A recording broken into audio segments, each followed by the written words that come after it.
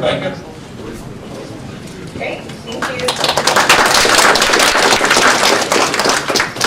Super, so yeah, my name is Ruth Stryker. I'm a technical trainer from DataStax, and we're going to be talking about CQL and the DataStax Java driver. All right, so understanding CQL, using CQL and CQL-SH, understanding the Cassandra drivers. There's actually many Cassandra drivers that are out there and available to you. And then focusing on the DataStax Java driver. All right, so first we'll start with the Cassandra query language. We'll talk about what CQL is, why it was created, what it looks like, how it works, using it, comparing CQL rows to internal rows. During the break, I heard somebody ask me a question about that. So people who come from the Ruth background and are wondering, well, what about this new CQL and the rows that it creates? How do those compare to the rows I'm familiar with from the people having a Ruth background? All right, and then CQL and CQL's commands reference and CQL versions. So what is CQL? It's a CQL-like query language for communicating with Cassandra, or SQL-like. Right? And why did we create it? Right? So we created it to make it easier for people to work with Cassandra. All right, what does it look like? It looks similar to SQL. For example, to retrieve all the rows in the table named temperatures underscore table, we would do a select star from temperatures underscore table. How many of you are familiar with SQL? Lots of people, yeah. And that's why we modeled CQL to be similar to SQL. All right, great. And I should also mention, though, it's not identical to SQL, so it doesn't have all of the exact same clauses and options that we have. And that's because the architecture of Cassandra, it's different than a relational database. It's a distributed database. Right? It's meant to be highly scalable, spread with a cluster across multiple data centers around the world. And it wouldn't make sense if we did all the exact same things that we do in a relational database. All right, so how can you write CQL? You can do it through CQL-SH, which we'll look at first. And then you can also do it through a driver, which we'll look at as well. We'll use the DataStax Java driver to write CQL commands as well. All right, so what we'll do is we'll go through slides, but we will also do some code as we go along, since most of you are developers and you probably would like to see it actually in action. So let's go ahead and get ourselves into CQL-SH.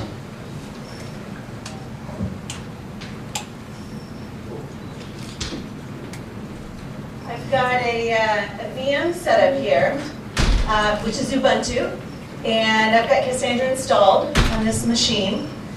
So I'm going to go ahead, I'm having issues with the microphone, but we'll get it. So I'm going to go ahead and open up the terminal window. Right?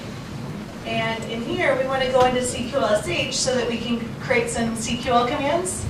So we simply go ahead and type CQL-SH. And that takes us into the CQL shell. All right, I can tell by the prompt that we're in there.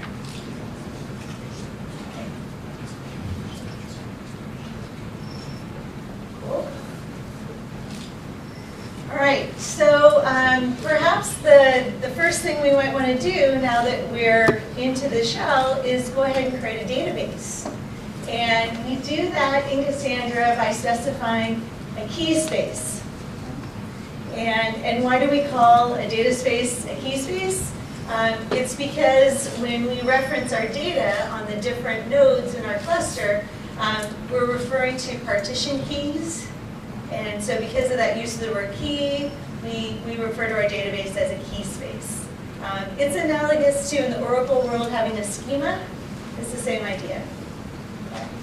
So when we go to define our key space, we need to specify a couple properties. We need to specify the replication strategy, which can either be simple strategy if we were going to have our cluster with only one data center, or more commonly is to have a cluster across more than one data center for durability, right? If one data center goes down, the other one is still there, available to serve requests. And in that case, instead of simple strategy, we would do network topology strategy. So that one's the norm and the most common. All right, and then the other thing we need to specify is replication factor. So for each one of our rows of data, how many copies of it do we want to have across the cluster? Since it's very common when you have so many nodes in a cluster, let's say you had 500 nodes in your cluster, it's very common for any, few of them to be down at any given point in time, right, just statistically. So it would be common, I would say, to do a replication factor of 3 if you're in production. Maybe 2 if you had more than one data center and you had 2 replicas in each. That's also common to run into. Because I'm just doing a little development environment here, I'm going to do simple strategy with replication factor of 1. But again, in production, you would more likely be doing network topology strategy, replication factor of 3, or perhaps 2. And if you were doing that to have more than one data center, you would have a couple more properties here, where you would simply list for each data center how many replicas you want to have in each of those. All right, what we'll do is we'll go create this. We'll put this code in to make this key space. And then for any subsequent commands, we want to tell it that we want to use this key space. Like if we wanted to next go make a table, we're going to say, yeah, make the table within the weather data key space. Getting some feedback. All right. So let's go make this.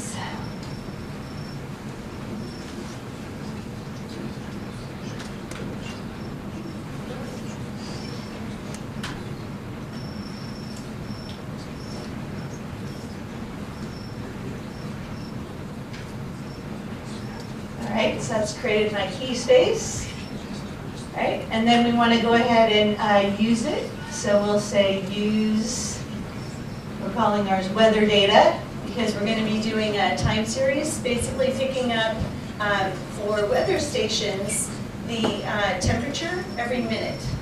And this time series type of use is pretty common in Cassandra. Cassandra gets used in a lot of different ways, like recommendation systems is another common use, but certainly time series is common as well. Taking a lot of measurements and needing to do a lot of writes in Cassandra. All right, so now I can see from my prompt that I'm in the weather data key space.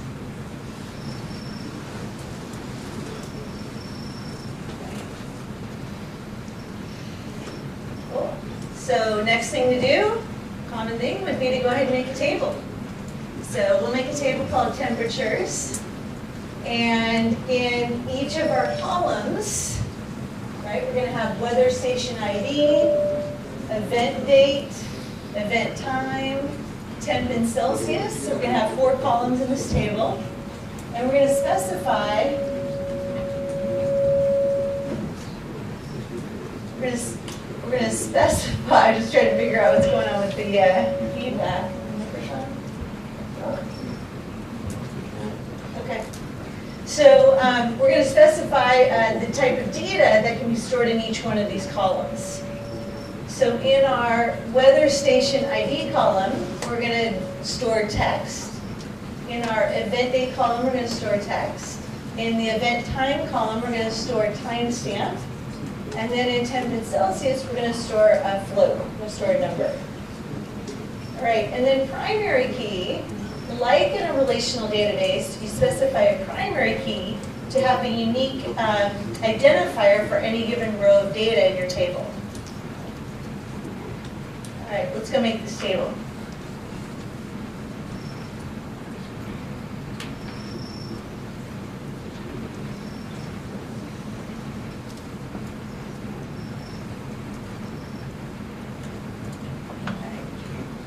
And I can make this just a little bit bigger, perhaps. So great, I didn't get an error, so I know I made my table. If I wanted to look at my table, it's still a lot of feedback. If I wanted to look at the definition of my table, maybe I made this table previously, maybe somebody else made it on my team, and I want to just go look at the definition of it, I can use a CQL command called describe, and then I can put table, and then the name of the table. And then it goes ahead and has the information about my table that I defined. And it also has information down here, you might be wondering what all this is, about how the data is stored inside of that table.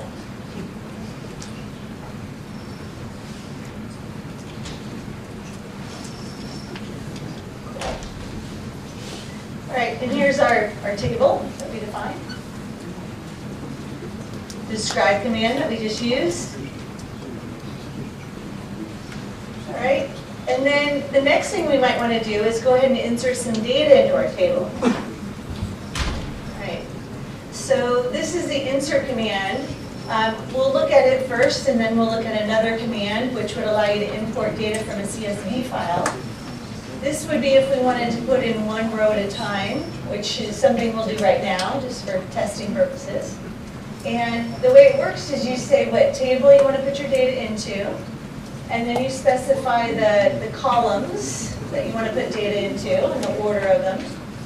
Because then you're going to have values, and you're going to put the same order for the values to go into those columns in that table.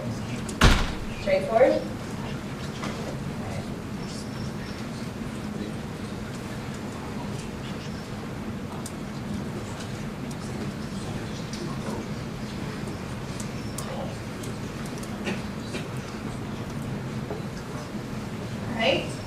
And super, so now we want to see what's in that table. You guys saw earlier, how do we do it? Select, perfect. All right, so we can do a select star from temperatures. And CQL, by the way, is not case sensitive. So like SQL, CQL is not case sensitive. All right, super, let me see our row in there. A bit more data in there, so that when we go to create our little Java page, we'll have more to look at.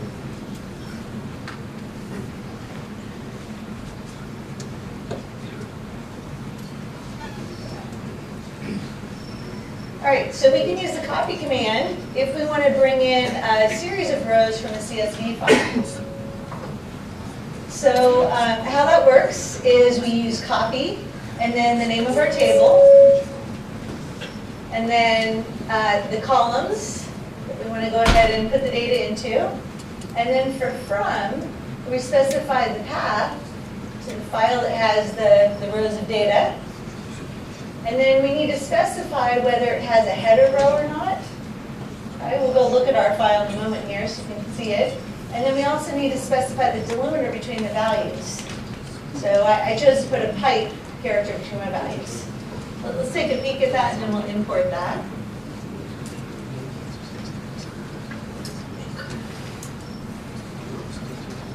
All right, so here's our file, temperatures.csv. Oh, let me open that in the text editor.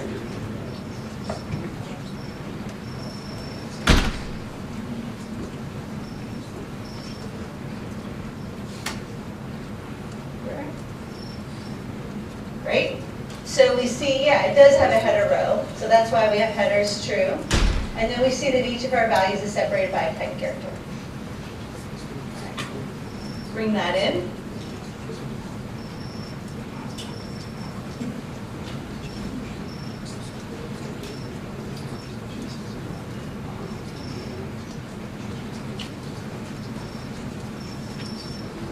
Right, so it tells us it imported 15 rows. So great, it's got imported. And of course we could do the select expression if we want to go ahead and see them in our table.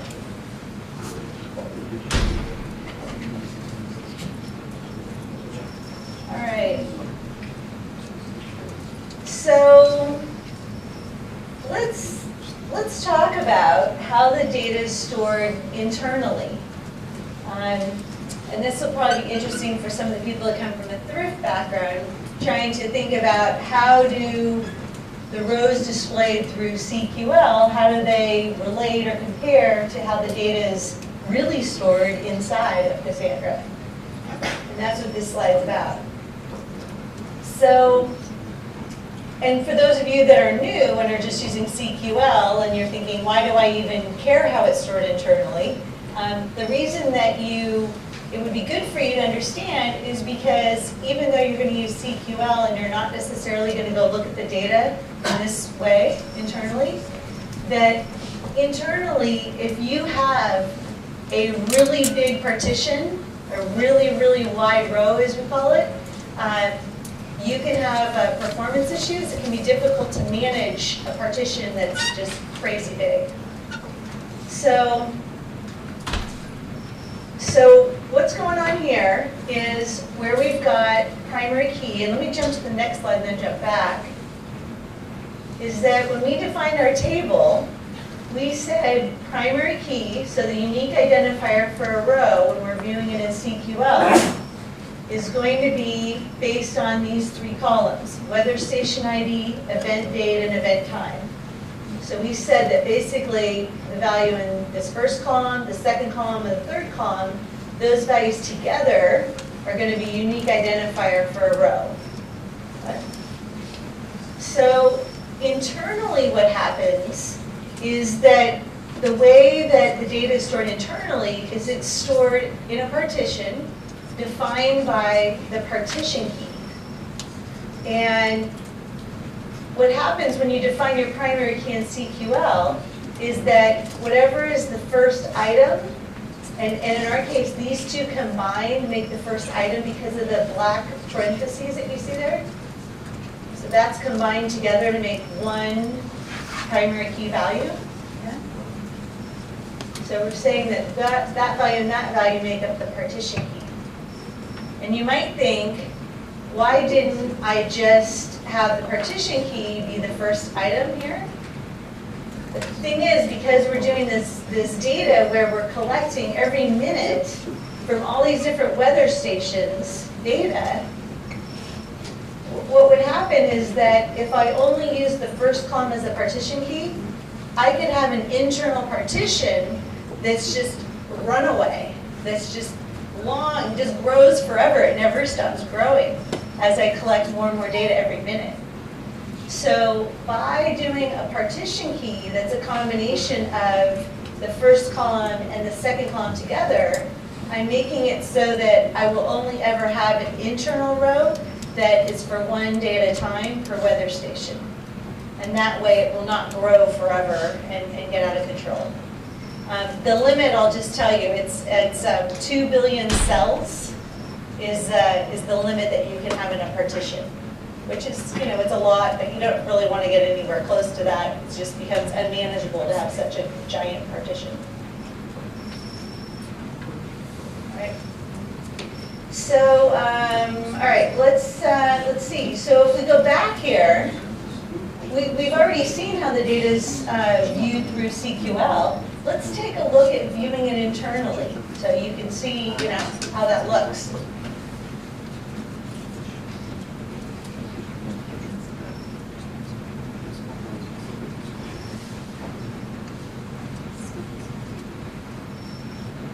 Just going to open up another terminal window here.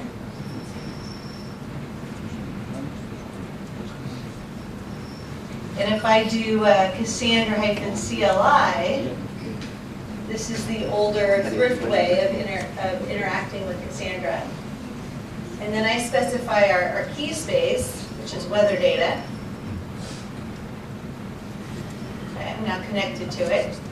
And if I do list, and I put the name of our table, which is temperatures, okay, then I can see what's in this table.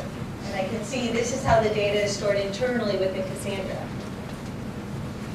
And if I scroll up here, I see that, yeah, there's basically 4 internal rows. So even though in our CQL view,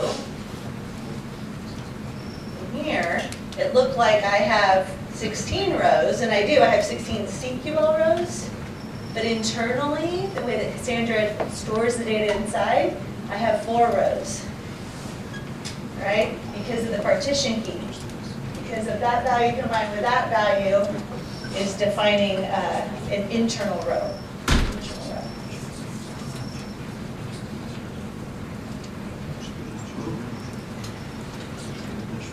Yeah, so if we look at like that data right there, and then we look at it over here, there it is. There's our Ruth.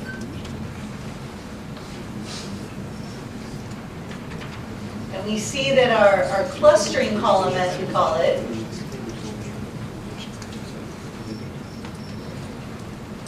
which is event time, we see that this one, this third one here, is used as part of the name of the cells that are inside of the partition. All right. Cool. So I'll mention a couple more clauses that we have in CQL, and then we'll go on to the Java driver and using that. So in here, we've got a select expression, and I've got a where. So wheres are something that we can do in Cassandra, but we don't do joins, as Jonathan mentioned. It just wouldn't make sense with a distributed database architecture to be doing joins across a cluster that's spread across the world. It just would be completely inefficient. And so we do data modeling. We spend a lot of time and thought into how we design our tables so that we don't have to be doing joins across tables. And the way you do that, in effect, is for any given query that you want to run, any data you want to get, you just make sure it's all in one table. You design it that way. There's some really nice videos, if you've never seen them, by Patrick McFadden on data modeling. They're on Planet Cassandra, I believe, as well. His name, yeah, it's Patrick, and then his last name is McFadin, and he's got some great videos on how to do data modeling. So we're going to take a look at those if you're interested. Okay, so in here, yeah, we can do a where clause, and we can basically do it on columns that are in the primary key. So I've got select star from my temperatures table, where the weather station ID is this, and the event date is this. And let's say I also want to bring back just for a certain time. So I want to basically pick up on what was the weather at that location on that day on a certain time. I can bring that back. I can also do where clauses on additional columns if I set up a secondary index. And I think Jonathan showed a slide doing that. It's very easy to set up a secondary index. It's just from a efficiency and performance point of view, something you may not want to do a whole bunch of. It would be better to do good data modeling rather than create a whole bunch of secondary indexes.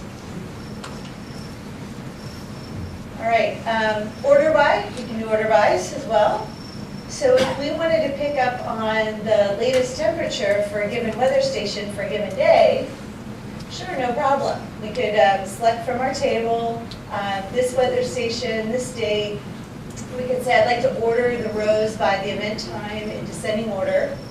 Excuse me. And I'd like to just bring back the first one. And by doing that, we could see the temperature. We go ahead and do a quick one of those, and then we'll move on to the Java driver.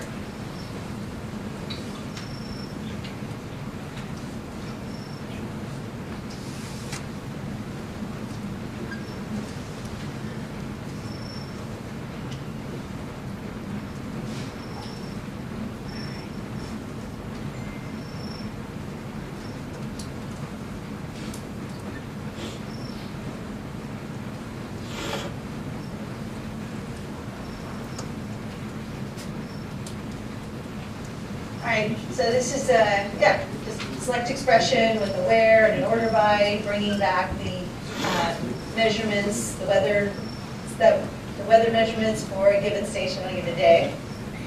And then if we wanted to go ahead and bring back just the last one, perhaps to display on our web page,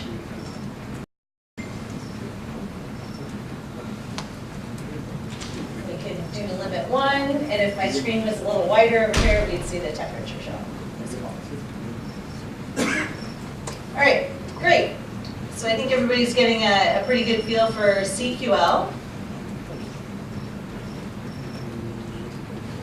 And if you wanted to know about more CQL commands, because there's definitely more, if you go to the documentation, which is www.datastax.com/docs. So if you go there, then there's a couple CQL guides here. There's a CQL for Cassandra 1.2, which is basically CQL 3.0. And then there's CQL for Cassandra 2.0, which is CQL 3.1, the latest and the greatest. Right? And if we were to go into the documentation and scroll down, I won't bother going in there, but if we were to go in there, we could go ahead, we could click on any of these commands, like let's say create table, and it would jump us down to that place in the documentation, and we could read all about that command and all the options that we have. All right, so yeah, as I mentioned, CQL 3.1 is the version for Cassandra 2.0, and CQL 3.0 for Cassandra 1.2. All right, so now that we've gotten a feel for a CQL, we'd like to go ahead and use it in an application. So yeah, we're going to talk about the fact that there are many drivers for Cassandra. So many drivers have been created allowing you to use your favorite programming language to communicate with Cassandra. We'll take a look at the list of them. And then we'll focus on the DataStax Java driver. We'll take a look at the documentation. We'll enable it. So we'll go into the cassandra.yaml file to make sure we're able to talk to Cassandra. And then we'll look at and use the cluster session and result set classes. We'll use query builder. We'll create a prepared statement. And if we have time, we can also talk about load balancing policies that exist.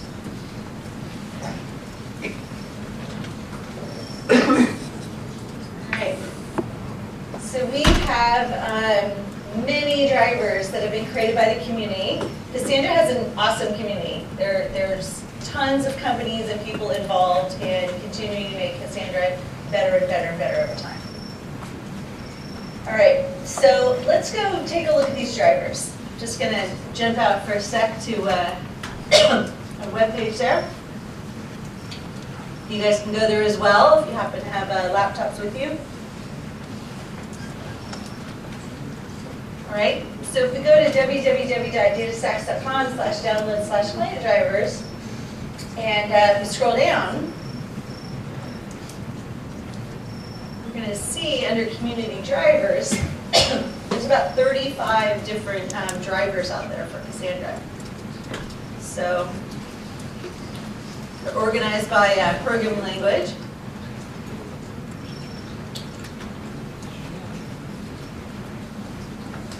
Lots. Some favorites, yeah? Cool. If I scroll back up toward the top here, I see the DataStax drivers. So these are ones that have been created and certified by DataStax for you to use. And the one we're going to focus on right now is the DataStax Java driver. And if we want to go look at the documentation for it, we click on HTML or PDF. I'm going to go ahead and open up the PDF file.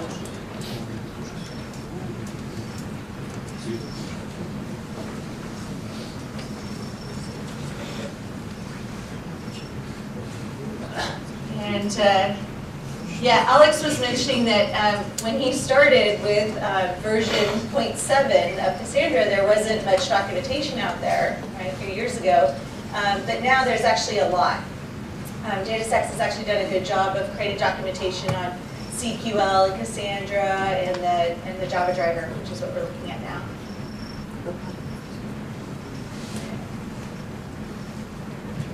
So yeah, in here, architectural overview, writing your first client, the Java driver reference. If we scroll down a little bit in here, yeah, we get a nice architectural overview of the driver. And then writing your first client.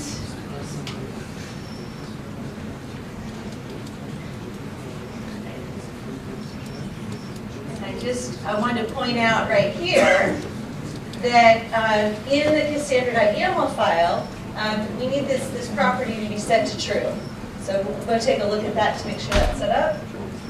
And then in our Java development environment, let's say Eclipse is what I'm going to demo, we could use Maven to get the dependencies, to basically have access to the classes that we need to use for communicating with Cassandra.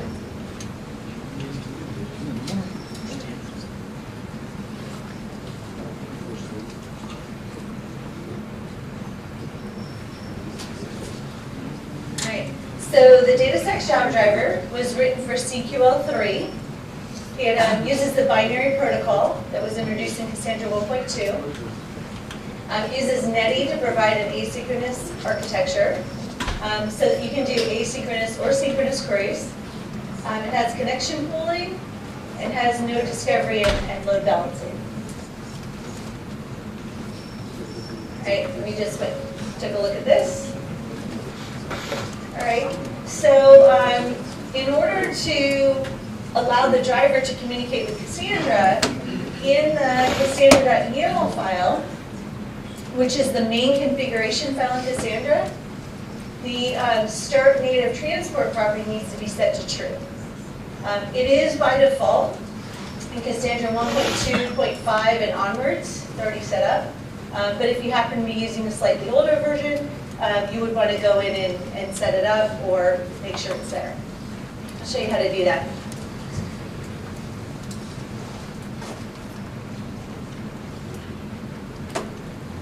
So in our VM here, I'm just going to exit out of this to get back to the system prompt. And I want to go ahead and open up this file in the text editor. So I'm going to do vim. Actually, let me change directory. So cd etc/dsc/Cassandra.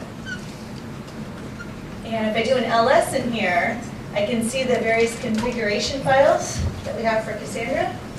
And the main file is Cassandra.yaml. That's the one we're going to go in right now.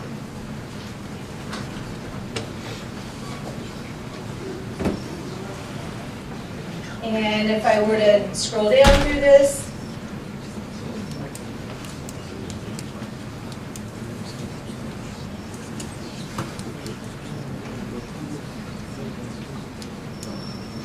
down here I see, yeah, it's hard to read because of the dark screen, but it says start native transport : true.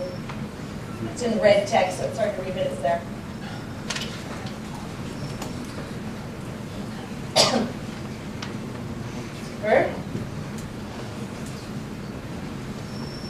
All right, and then we need to basically have access to the jar files for the driver in our Java project. So let's go do that. We can do that through Maven.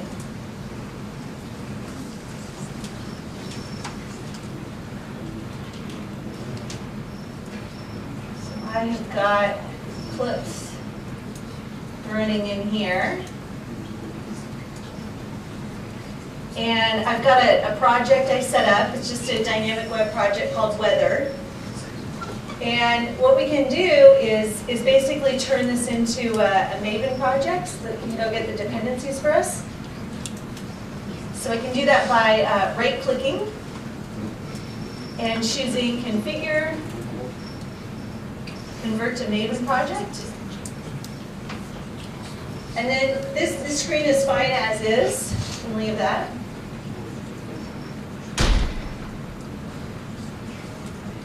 And then what I'm going to do is I'm going to click on Dependencies. I need a bigger window here. Is it smaller? Yeah, and click on the Add button. And then I can fill in the group ID, artifact ID, and version information that we saw in the documentation.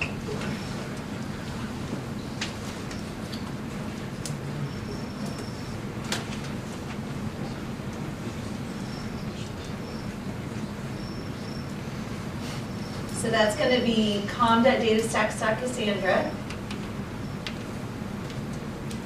Cassandra-driver-core.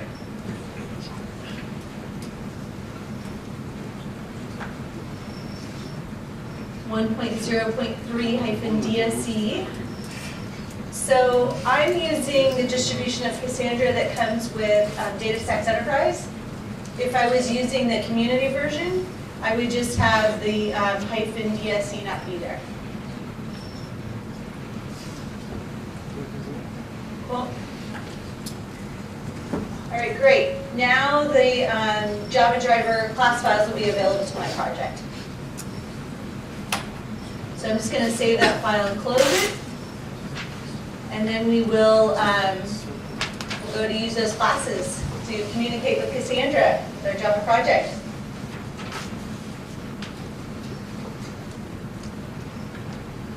All right, so we convert to a Maven project, put in our dependencies.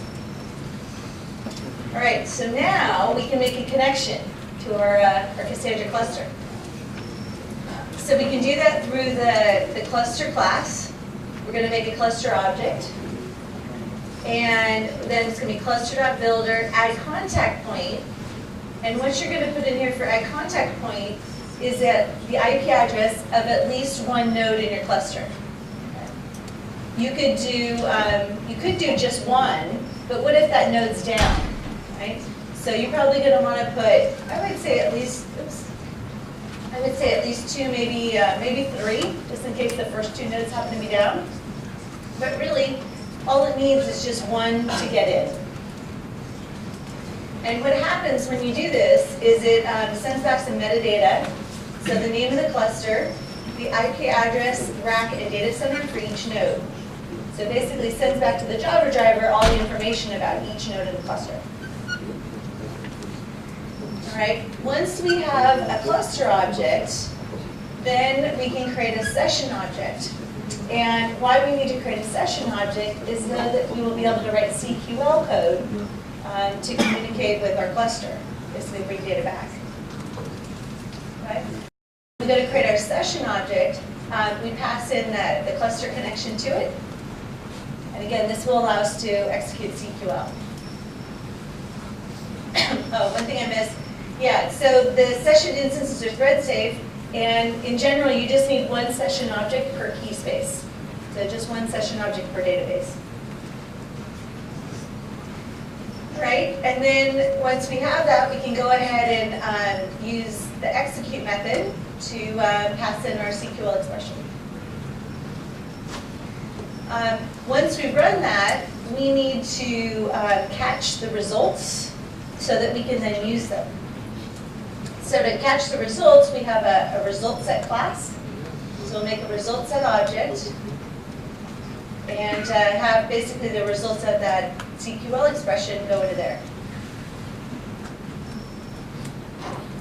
And then for our result set object, for each row, we can use the row class combined with a for loop to go ahead and, in this case, say, yeah, for each row, I'd like to print out the weather station ID, the event time, and the temperature.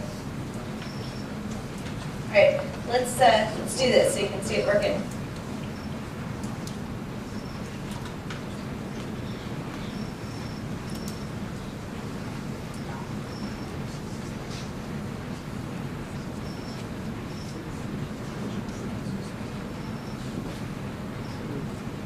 Got a Java servlet started in here.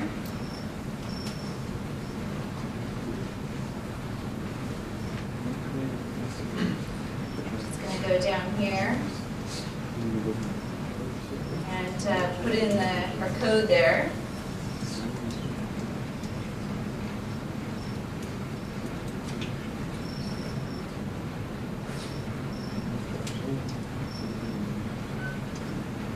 and then I'm just importing the classes. So I'm just hovering over each one where it's red and underlined, and importing in the appropriate class, which is from the com.datastax Stryker core.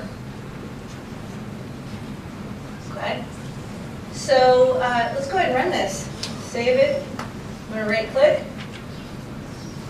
Run as, run on server. This is fine. And what we should see, because our CQL expression was to bring back everything from the table, is that we should go ahead and see all those rows that are on our table. And there they are. All right. I know we're getting close to lunch, so I'm going quickly here. All right. So what we can do, in addition to just writing out a static CQL expression, is we optionally can build our CQL expression through Query Builder class. And this would give us the same result. Select all from, so this is the name of our key space, and this is the name of our table. Okay?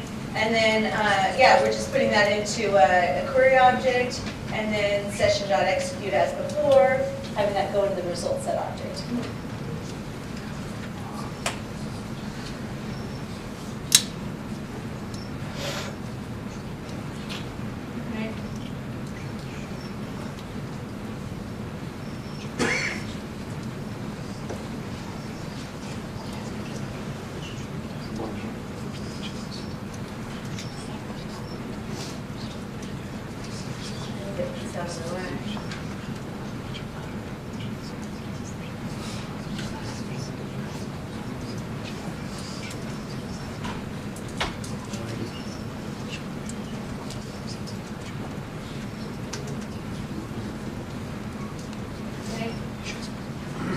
If I hover over these, I can choose import the class. Import the class. I lost my session.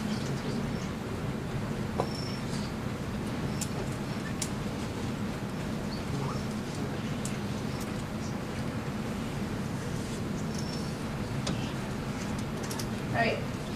So let's try that out so you can see it works. I'll mention a couple more things and we'll be breaking.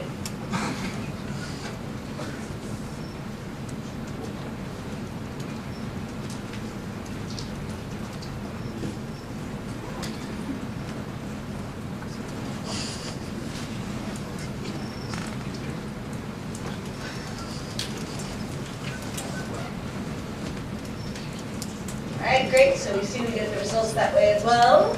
So this is an option for you. Some people like this syntax style of writing, fluent interface. And then we could, of course, add on to this. We could have where clause, we have an and in there. We could do an order by, specify limit 1. So like earlier when we chose to display just the most recent temperature for that weather station for that day, we could do it through this syntax as well. Right? And then we also have prepared statements. This is another option for us with the Java driver. So like in other languages, right, it's common to do a prepared statement when you have some code that's going to run over and over again. You want to have it cached so it improves performance. So what we do is we create our expression, our SQL expression, and then we put in question mark characters where we want to be able to pass in literal values. All right. So yeah, the steps for it would be to create our prepared statement object. And we'll go through this. We'll do a quick one of it, and then pass in our prepared statement object into our balance statement object. Bind our literal values to the balance statement object, and then execute it. So we'll look at the code for each one of these. So we can have our prepared statement. So we've got select from weather data.temperatures where weather station underscore ID equals question mark, that's a placeholder, and event date equals question mark, another placeholder. And then we take that prepared statement that we just made and we pass it in to our new bound statement. And then we bind our static values. So you might be picking this up in your application from based on what the end user has clicked on or selected or typed in. And then we go ahead and bind those, and then we execute that expression. So it executes the prepared statement along with those static values. All right, let's do one real quick here.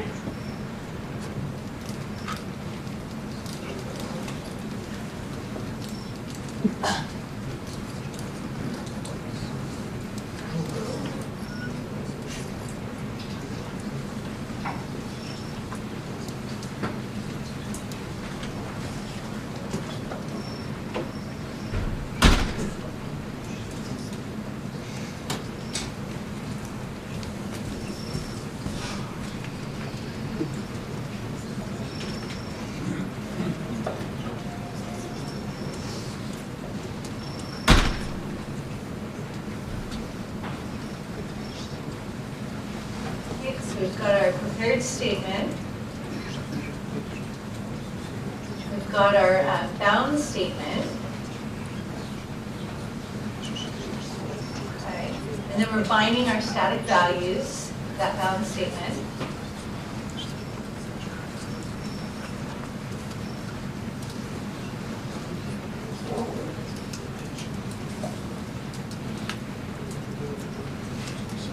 And we'll go ahead and run it.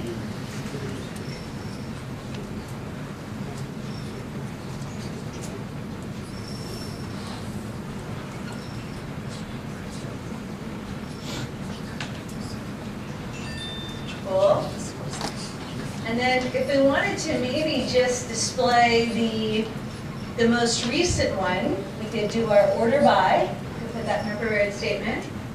We could say limit 1, and then we could choose just to display the temperature and maybe not include the other data. Maybe that's already in the application page. So here's our order by.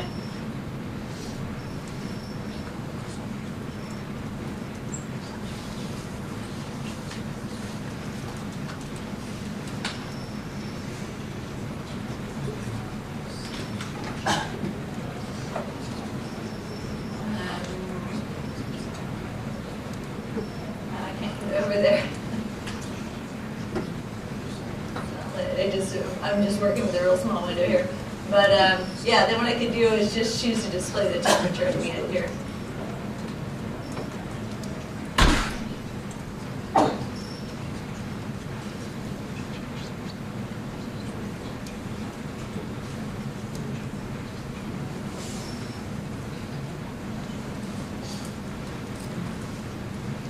Yeah, I'm almost done.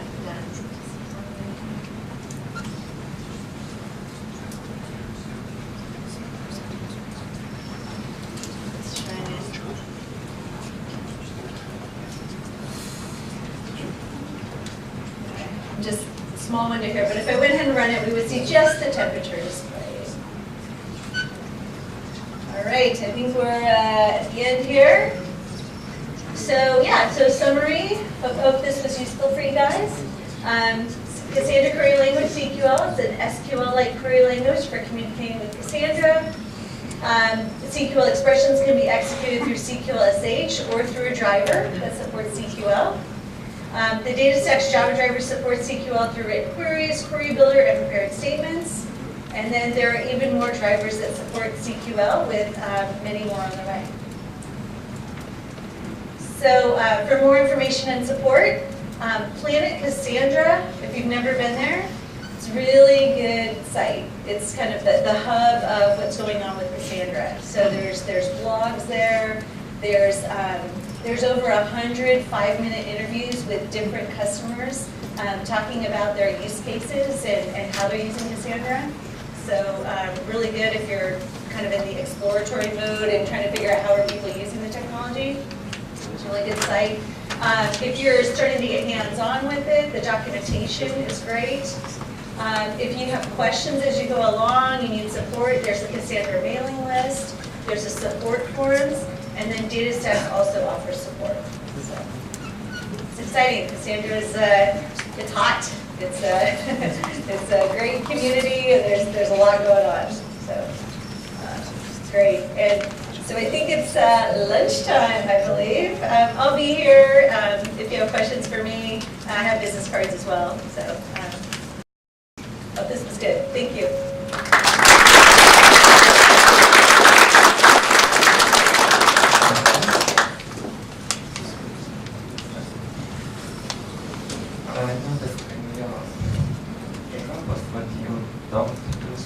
But to use the combination of ODI statements and limit stations.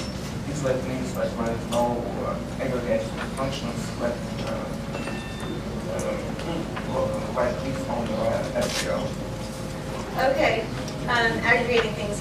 You could, there's a few ways to do that. If you were doing lots of analytics, number crunching sort of stuff, you would probably want to use Hadoop combined with, Cassandra combined with Hadoop, which is something that's offered in DSE, the DataStax Enterprise product.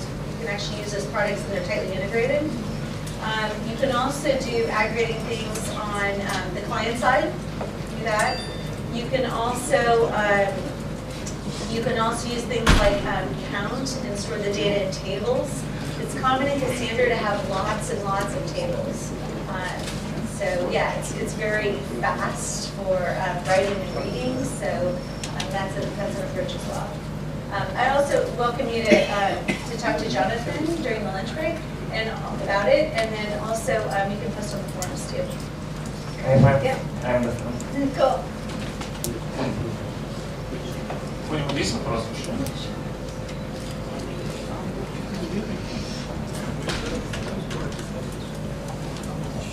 Thank you for the story. I want to ask, can I use your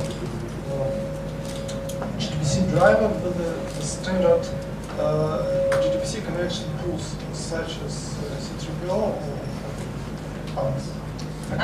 It has its own connection pooling inside of it, so that's built into the driver. There's a lot of other interesting features also with the driver that are in the documentation that are listed, where it is aware of your cluster and it's aware of all the nodes in the cluster, and you can use it. I think Jonathan mentioned this morning too. You can use it to send, when you go to do a request, you can go straight to one of the nodes with the data on it. So there's a lot of features. In terms of using something other than the connection pooling that's built into the driver, I don't know if you would want to, but I guess I would suggest maybe, to talk with Jonathan at the lunch break about that, or to post on the forums as well. Yeah, or if anybody in here happens to have anything more to say on that. Thanks. Yeah. Try it in the driver. I think you'll like it.